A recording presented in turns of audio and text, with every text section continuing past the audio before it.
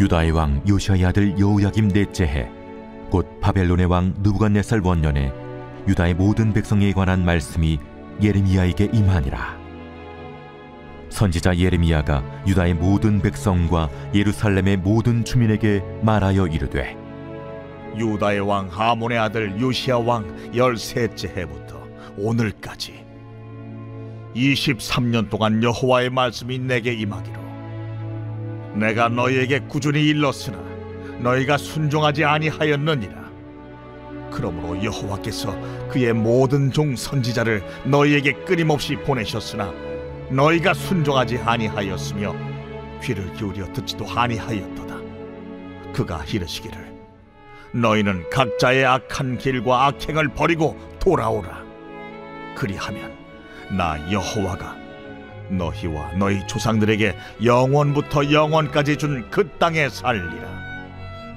너희는 다른 신을 따라다니며 섬기거나 경배하지 말며 너희 손으로 만든 것으로서 나의 노여움을 일으키지 말라. 그리하면 내가 너희를 해하지 아니하리라 하였으나 너희가 내 말을 순종하지 아니하고 너희 손으로 만든 것으로서 나의 노여움을 일으켜 스스로 해하였느니라. 여호와의 말씀이니라. 그러므로 만군의 여호와께서 이와 같이 말씀하시니라. 너희가 내 말을 듣지 아니하였느니라. 보라, 내가 북쪽 모든 종족과 내 종 바벨론의 왕 느부갓네살을 불러다가 이 땅과 그 주민과 사방 모든 나라를 쳐서 진멸하여 그들을 놀램과 비웃음거리가 되게 하며 땅으로 영원한 폐허가 되게 할 것이라. 여호와의 말씀이니라. 내가 그들 중에서 기뻐하는 소리와 즐거워하는 소리와 신랑의 소리와 신부의 소리와 맷돌 소리와 등불빛이 끊어지게 하리니 이 모든 땅이 폐허가 되어 놀랄 일이 될 것이며 이 민족들은 70년 동안 바벨론의 왕을 섬기리라. 70년이 끝나면 내가 바벨론의 왕과 그의 나라와 갈대아인의 땅을 그 죄악으로 말미암아 벌하여 영원히 폐허가 되게 하되, 내가 그 땅을 향하여 선언한 바 곧 예레미야가 모든 민족을 향하여 예언하고 이 책에 기록한 나의 모든 말을 그 땅에 임하게 하리라. 그리하여 여러 민족과 큰 왕들이 그들로 자기들을 섬기게 할 것이나 나는 그들의 행위와 그들의 손이 행한 대로 갚으리라. 오늘도 우리를 향한 하나님의 사랑하심은 끝이 없으신 줄을 믿습니다. 다함이 없는 주님의 그 놀라우신 사랑이 오늘도 우리를 여기까지 인도해 주신지를 믿습니다. 그 놀라운 하나님의 우리를 향한 사랑의 열심이 오늘도 우리와 함께 계십니다. 오늘 말씀을 통해서 우리는 끊임없는 하나님의 그 사랑을 느낄 수가 있으며 또한 우리의 삶 가운데서도 동일하게 적용해 볼 수 있습니다. 하나님의 그 사랑의 열심이 얼마나 놀랍고 대단하신가. 하나님의 열심이라는 한 CCM 가수의 찬양이 있습니다. 하나님의 열심을 노래하는 찬양인데 그 노래 가사가 이렇습니다. 앞이 보이지 않아도 나아가 주겠니? 이해되지 않아도 살아내 주겠니? 너의 눈물의 기도 잊지 않고 있으니 나의 열심으로 이루리라. 하나님의 열심이 모든 것을 이루실 테니 너는 그 모든 상황과 혼란 가운데서 나만 믿고 바라고 앞으로 전진하여 나와 함께 나아가자. 이 놀라운 고백입니다. 오늘 이 사랑이 우리와 함께 계십니다. 우리는 하나님의 자녀이기 때문에 하나님을 결코 나를 포기치 아니하신다라는 말씀입니다. 오늘의 이 메시지, 오늘의 이 본문을 통하여서도 오늘 그 사랑하심을 우리는 볼 수가 있습니다. 하나님의 그 사랑은 어떤 사랑인가? 먼저 첫 번째로 하나님의 사랑은 끊임없이 보내시는 사랑입니다. 오늘 첫 번째 단락에서 우리는 그것을 엿볼 수가 있습니다. 하나님의 말씀이 예레미야에게 임하여 오늘 말씀에서 3절에 요시야 왕 13째부터 오늘까지 23년 동안 여호와의 말씀이 내게 임하기로 라고 합니다. 이 예레미야가 처음 하나님으로부터 부름을 받았던 그때를 기록하고 있죠. 그때로부터 23년이 오늘까지 지났다. 지금 이 시점이 23년이 지났는데 이때까지도 하나님은 내가 너희에게 꾸준히 이르는 그 사랑으로 찾아오셨다라는 것입니다. 꾸준히 일렀으나 라고 하죠. 또한 거기서 멈추지 않고 4절에서도 그러므로 여호와께서 그의 모든 종 선지자를 너희에게 끊임없이 보내셨다라고 말씀하십니다. 꾸준히 이르셨고 끊임없이 보내신 하나님의 그 사랑을 나타내 주고 있습니다. 그 세월이 지금 기록하고 있는 23년 동안이다라고 합니다. 근데 그것으로 그치는 것이 아니라 하나님께서 느부갓네살 왕을 들어서 그 유다를 멸망시키고자 한 그 날까지는, 그 심판의 날까지는 또한 앞으로 18년이라는 세월이 더 남았습니다. 그때까지도 하나님은 참고 인내해주고 계시는 그 하나님이다라는 것을 알려주고 있습니다. 이뿐이겠습니까? 하나님은 수많은 선지자들을 오늘 말씀과 같이 끊임없이 보내고 또 보내셔서 너희들에게 내게로 돌아오라, 악행을 버리고 돌아오라, 돌아오라, 돌아오라 라고 계속해서 말씀을 해주고 계십니다. 비록 그들이 이 말씀에 순종하지 아니함으로 스스로 자기 자신을 해하는 결과를 얻었지만, 그럼에도 불구하고 하나님은 끊임없이 보내시고 또 보내시는 그 사랑의 일관된 모습으로 찾아오십니다. 우리가 부부 생활을 할 때 많이 다투는 이유 중에 하나가 무엇입니까? 결혼하고 났더니 변했다라는 것입니다. 야, 결혼하기 전에 연애 시절에는 그렇게 잘해주더니 결혼하고 나니까, 꼬린 되고 나니까, 남자들 표현이죠. 속된 표현으로 내가 꼬린을 하나 시켰더니 이제는 입 싹 닫고 전과 다른 모습으로 돌아갔구나 라고 실망을 할 때가 많이 있지 않습니까? 뭐 남편뿐이겠습니까? 아내에게도 남편도 또한 그런 것들을 느끼곤 하죠. 그런데 하나님의 사랑은 끊임없다라는 것입니다. 내가 처음이나 지금이나 나중에나 영원토록 하나님의 그 사랑은 오직 이 땅 가운데 유일하게 변하지 않는 그 사랑. 그렇기 때문에 우리는 그분을 향해서 진리 되신다라고 고백을 하고 있는 것입니다. 우리에게도 하나님은 꾸준히 말씀하시며 끊임없이 보내시는 사랑으로 일관되게 찾아오십니다. 그것이 바로 하나님의 열심이다라는 것이죠. 이것이 얼마나 놀라운 고백인지 알 수 없습니다. 하나님이 내가 누군가를 사랑하는 정도로, 또한 내가 하나님을 사랑하는 정도로 우리를 사랑하셨다라고 한다면은 우리가 어떻게 그 하나님의 사랑을 고백하며 찬양할 수가 있겠습니까? 그 세상의 사랑, 인간의 사랑과 차별이 있는, 절대로 비교할 수 없는 그 사랑으로 나를 찾아오셨기에 내가 그분을 신뢰하며 그분의 사랑을 노래하며 찬양하는 것이 아니겠습니까? 그러므로 끊이지 않는 그 사랑이다라고 우리는 고백할 수가 있다라는 것입니다. 오늘도 주님은 크고 작은 손길로 나에게 찾아오십니다. 주님을 고백했더라도 지금도 그 사랑 가운데 늘 품어주십니다.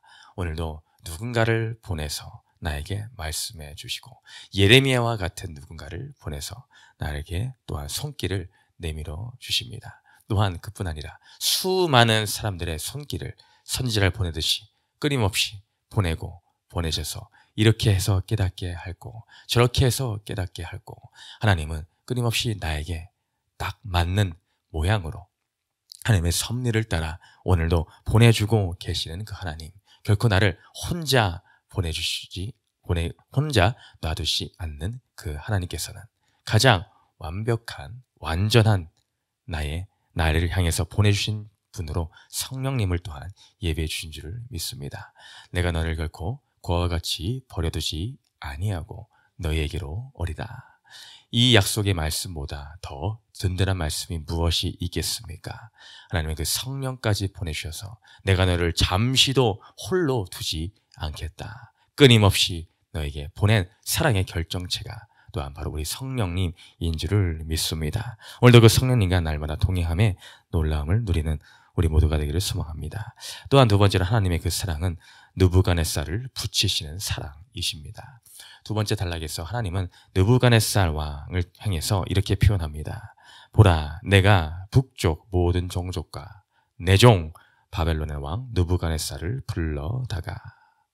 내 종 바벨론의 왕 느부갓네살을 불러다가. 느부갓네살 왕이 하나님의 종이다라고 표현이 되고 있습니다. 어떻게 보면 놀라운 표현이다라고 우리는 느낄 수가 있을 것입니다. 하나님을 믿는 왕도 아닙니다. 느부갓네살이 신실하게 주님을 고백했던 왕도 아닙니다.